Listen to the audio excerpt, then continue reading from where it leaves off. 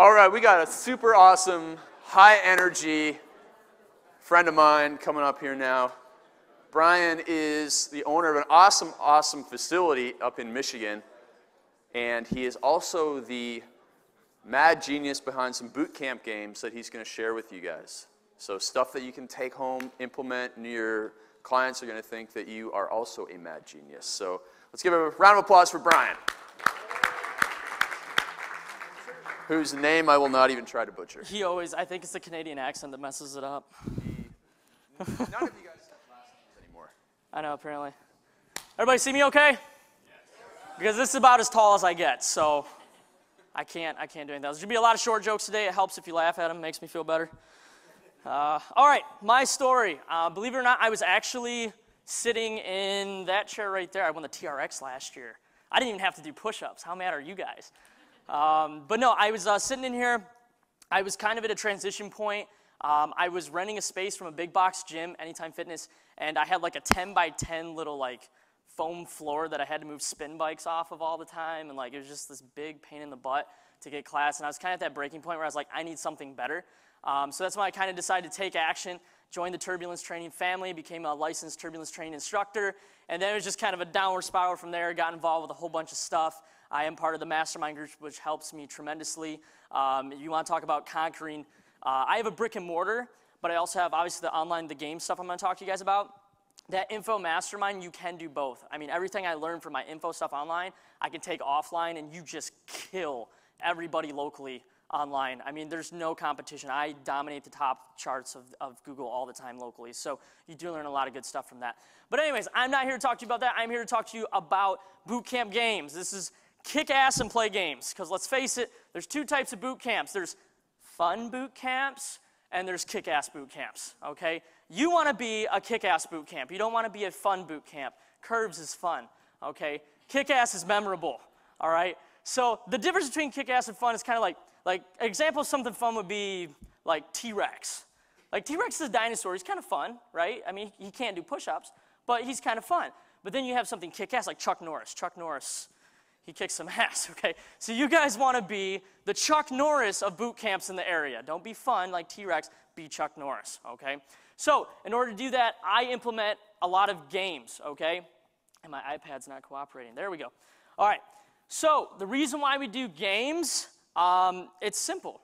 It increases your kick-assness and your coolness as a boot camp, okay? People want to train at a place where they can walk in, hang out with their friends, get their sweat on, but then at the end, feel like they're a 12-year-old on a playground, okay? Kind of like me. I look like a 12-year-old lost from the playground, okay?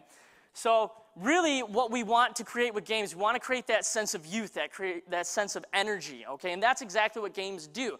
Now, I'm not talking every game has to be like Craig's fun game this morning that kind of kicked our butts, okay? Some can actually be really fun. I actually come from a martial arts background. I taught martial arts for 8 years, did it for 13. And what we would always do at the end of class is we would play these games with kids. And it was actually a lot of fun because we would do all their motions and stuff, and we'd teach them a lot of stuff, but then at the end, we'd leave them on a high note. We'd like get them all excited and then send them home to mom and dad. And it was so much fun because I didn't get to put up with them after that point, okay? But that's essentially what you want to do with adults. Adults are just kids grown up, okay? So we want to make them feel like they're young again, okay? So if you end boot camp, but not necessarily a hard exercise game, but even a tag game, something to just get them out of the mindset of exercise where they're still moving, but they're having fun. Guaranteed that's going to be the one thing they talk about more than anything. More than they hate burpees, more than they hate the push-ups, more than all that stuff. The truth is, like Craig said, any trainer can make somebody sore, can make somebody tired, okay? Our job is to, and I'm going to steal this phrase from Chris Lopez because he said this last year, entertain them. We have to train them, but be entertaining, okay? So this is really going to give you that next step and making you a lot different from the guy down the road, okay? Just out of curiosity, who is using games at the end of their boot camp class right now? 2, 3, okay, right on. All right, well, we're going to change you guys on that one, okay? I would like to see more hands of that next time. I use boot camp games at the end of class because of that. I want to get them all hyped up and send them home, just like we did with the little kids at recess. I want them to go home, get on Facebook, and post how much fun they had at my boot camp that night, okay? Then it becomes viral, okay? Facebook is somewhere people go to hang out with their friends. It's not a place they go to buy personal training, okay? They want to see their friend sweating in a push-up position and somebody jumping over top of them going, what the hell is that? That's boot camp? That's ridiculous. That looks like so much fun. Like that's the image you want to portray on Facebook. Not just, oh, it's another exercise class. Oh, they do push-ups too. I can do push-ups at home. Oh, they do burpees. Those are fun. I love burpees. Okay? You want to kind of bait them in. You want to get these people, these friends of these clients in, and games is a great way to do that, okay? 5 reasons why you use games, okay? Number 1, like I said in the beginning, separates you from a fun boot camp, makes you a kick-ass boot camp. And everybody wants to be a part of a kick-ass boot camp, okay? So it gives you an up there. Reason number 2, this is a really, really big one, guys and girls, if you use this. More referrals, okay?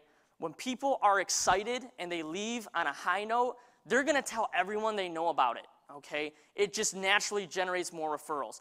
And in my product launch in July, if we actually go into the system on how to teach you guys how to properly play the games to generate referrals. But you guys are smart. You guys know a lot of marketing tactics off of what you learned yesterday.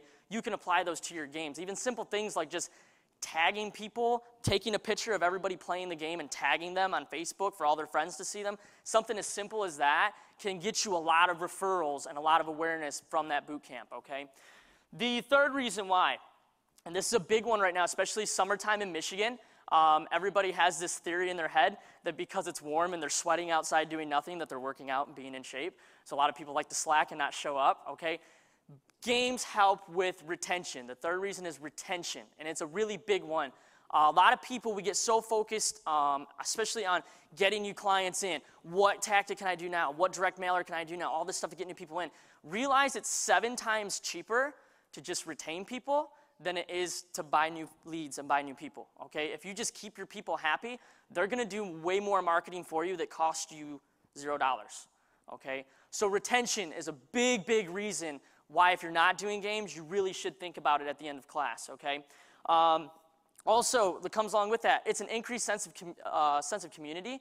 Kind of goes to the retention aspect. If people feel like they're meeting all these new friends in this class, they're working out, they're jumping, they're leapfrogging each other and all this stuff, they're talking and hanging out after class, they're going to stay and hang out, okay? Bedros had a really good blog post way back when where he dissected why Starbucks was so successful. Talks about that culture, that sense of community, right? That's what you're creating when you kind of step outside the box and start playing these games that make people feel like they're just hanging out with their friends. What would you rather do? Would you rather go sweat and put your face against the floor and push it up and do all that stuff? Or would you rather go hang out with your friends and play games? It's pretty obvious. It sounds more fun, especially to people who are very intimidated by the gym. They forget it's a workout. All of a sudden, it goes from being a workout to having fun and hanging out with their friends. You create that sense of community. They're going to stay in the gym longer. They're going to hang out longer. They're going to refer their friends. And they're probably going to buy more stuff from you because they are having fun, okay? So the fourth reason is increased sense of community. Everybody wants to work out with their friends. Jeff Sherman says it really the best. You can get a workout anywhere, but if all their friends are working out there, they're going to go work out with their friends, okay? So it is really important to create that sense of community. Probably the fifth and final reason, probably the most important reason, if you don't use them, which from the looks of it, not a lot of us are right now, if you don't start to use them, the guy down the road will, okay? And that's probably the most important thing. The guy down the road is going to start tagging these games on Facebook and start to be known as the kick-ass boot camp and not you, okay? So if any reason, do it for the fifth reason, okay? Don't let your competitors start using it before you do. Be known as the person who's the innovator, the changer, okay? You should be the guys and girls that are really stepping up the games of boot camp, all right? Okay, now we're going to get into the types of games, all right? There's lots of different types of games. I'm just going to kind of give you guys like the broad versions of it, and you can kind of interpret it. I'll give you some examples of what they are, so you can kind of get some brain fluid sloshing around and get some good ideas firing out to take back and implement immediately at the end of your boot camp going into it, all right? So first type of game is a team building game. Everybody write that down. Team building games are really, really sweet. Obviously, they're for everyone in the class. Sometimes we break them up into smaller teams. A real great example of this, and this is also in my product, if you guys want to look it up too, it's kind of a universal game. It's really fun. It's called the Human Knot. Has anybody ever played the Human Knot game before? They do a lot of like corporate, team building, stuff like that. It's really, really sweet, especially at the end of the workout when everybody's sweaty and they all got to grab hands and get close and really brings them closer together as a community. But it's a really cool game. That's my product. You can look it up on YouTube. There's probably tons of tutorials on how to do that one. But that'd be an example of a team building game. It's pretty much, you're getting to know the people in the class, you're bringing them closer, you're building those team skills, those communication skills, which are so important in just life in general, okay? The second type of game is, we call it a relay, or it could be a race, okay? A relay or a race, or we call it relay race, okay? I guess you could. All right, example of this would be kind of like that one Craig did this morning in boot camp toward the end. You could divide up into partners, you could do it in teams or whatever, but it's pretty much some type of down and back racing motion, okay? You could have, like this morning, we had one person doing mountain climbers, the other person was kind of cheering them on, and then when they got up, they'd come down, okay? So that would be an example of a relay race. Pretty simple. I mean, it could go back to like elementary school playing leapfrog, jumping over each other, right? Like you can make it as simple as you want. And to be honest, at the end of class, if you've really pushed them through a hard workout, don't think you have to bring them through like some type of finisher game. Sometimes they just want to have fun. Like you want people laughing and smiling when they leave your boot camp. You don't want them just like beat rolling off the floor like, I need a wheelchair to get out of here, okay? So you don't want that. You want to make sure they're leaving with smiles on their face, all right? So the relay races, keep them simple. The more simple they are, people understand it. Sometimes people I see kind of get real complex with the games they try to play. Make it simple, okay? People are really tired, and their attention span's leaving very quickly. So make the easier, the better with the game sometimes, all right? The third type of game, I like to call it everyone for themselves, okay? You can do this with a lot of different methods. Probably the biggest example of this we play is called Stuck in the Mud. This is like an old game we used to play with my karate kids, but adults love it, so we do it. And what it is like a game of tag. If you have a really big group of people, you can have more than one tagger. If it's a smaller group of people, I say anything between 10 and 15 people, you could probably do just one tagger. Anything over that, you may want to get multiple, okay? But what it is, it's a game of tag. If you get tagged, you stop moving, the person has to spread their legs, and then the other person has to run between their legs to unfreeze them. They're stuck in the mud until somebody untags them. So this is another really good like type of team building game, something to break up the monotony, and I swear it's the funniest thing to see like full-grown adults like running around your facility giggling like little kids running away from each other. Like it's the crazy thing. They like slide underneath their legs. Like it's a lot of fun. Again, it makes them feel like kids playing recess games again, okay? Breaks up the monotony of a workout. The fourth type of game, small group competitions. This is a lot of fun. Sometimes I do like guys versus girls. Sometimes I'll do what I call my young guns versus my experienced people, young versus old. I mean, you can break it up however you want or into smaller groups of 4. Sometimes I let them choose their own team names. They choose some really crazy team names. One time I had this one group that chose the Purple Cobras, so they did the whole dodgeball thing when they were coming out. But it's fun. It makes you seem cool because you're giving them that freedom. Like Craig said, you're letting the boot campers take lead, okay? You're designating team captains, they take lead. It's a real good way to make them feel like they're involved with it. Campers want to help you, you know, by splitting them up into small teams, giving them a captain, and holding them responsible for an end result. Okay, you guys are going to do this exercise, you're going to do this one. First team done wins. I mean, it's awesome because they feel like they're a leader and they're pack, and it brings them really close together. So small team competitions are another really type of good game. The fifth game is, this one's really, really fun because a lot of times as boot camp instructors, or if you have instructors, they get caught up in being the glorified rep counters and stopwatch holders, which is such a hard job. So this one lets everybody know that they can still work out and they can still have fun and hang with everybody else. The fifth type of game is what I call group versus instructor. Okay, and this is a lot of fun. There's a few examples of this in my product, Turbulence Training Bootcamp Games, but it could be as simple as like follow the leader, but the class is the leader, and you can have everybody go around and do an exercise, and then the instructor has to do it and see if he can hang, you know. I mean, you can make it as simple as kind of follow the leader. You can make it really elaborate. You can make it, you know, everybody's trying to hit the instructor with a stability ball, and the instructor's trying not to get hit, and every time he gets hit, he gets to do a push-up. I mean, it's cool. It lets people know that you're still with them and you're still working out and you're still having fun, okay? When you're having fun, they're having fun. When they get to throw a stability ball and hit you in the legs for all the squat hops you made them do earlier, they like that. They like having that sense of, man, they like to play and have fun too. This is great. This is a great way to end class, okay? So those are the 5 types of games. I mean, you can get more in depth with the games in terms of what you use. I mean, we've used everything from, probably one of the best things is like tennis balls, because you can get tennis balls really, really cheap. So you can use tennis balls for types of games, stability balls. We've used medicine balls before. I've never done a kettlebell yet, just for safety issues. Like, dodge the kettlebell, you know what I mean? Like, may not go over real well, but I mean, I'm sure you could figure out something with it. We've also used just like clothesline cords for like limbo type games, towels. Towels are a great Great prop to use for games, and I have a few of those on my product that people really, really eat up. The main thing that I want you guys to be thinking of is how do I take the last like 5 to 10 minutes of my boot camp class and give these people an experience. Because truthfully, that's what they're there for. They can get a workout down the road. Like B said yesterday, Zumba and boot camp is the same to 90% of the population, okay? What makes you different? Well, Zumba doesn't play towel sled relay races. Zumba doesn't play dodgeball. Zumba doesn't, you know what I'm saying?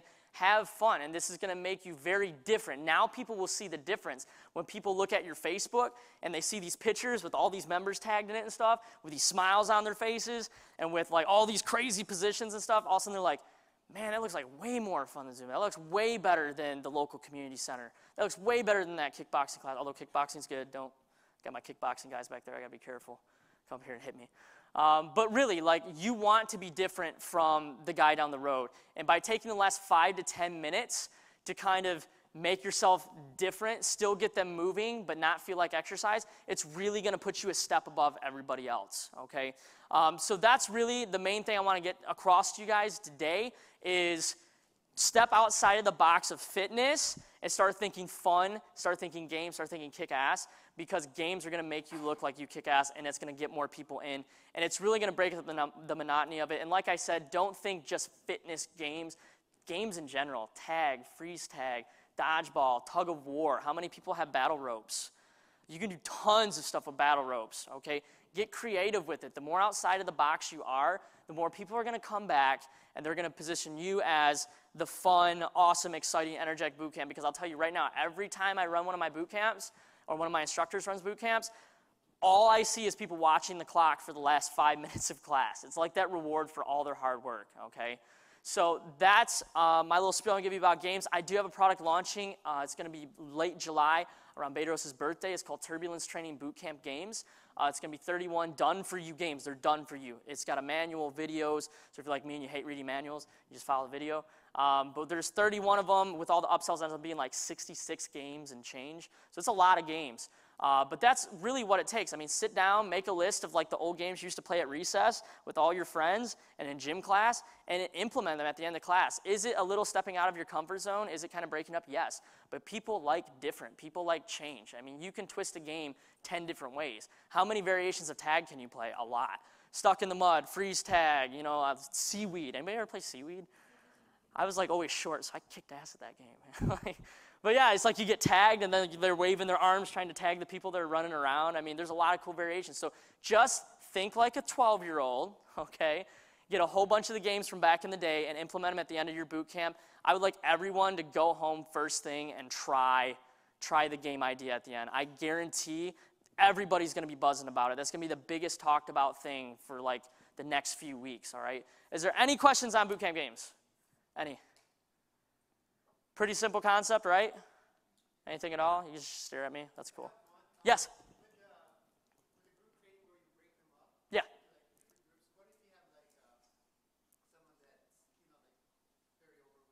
Yep.